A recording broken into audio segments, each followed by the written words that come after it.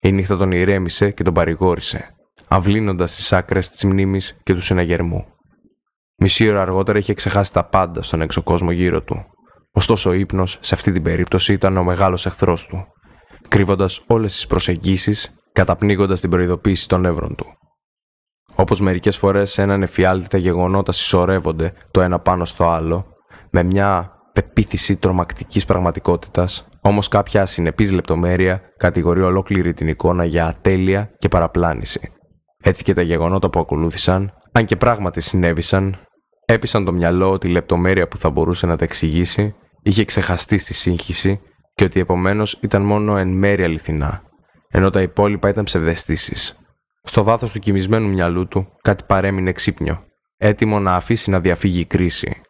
Όλα αυτά δεν είναι απολύτως αληθινά. Όταν ξυπνήσεις θα καταλάβεις. Κι έτσι κατά κάποιο τρόπο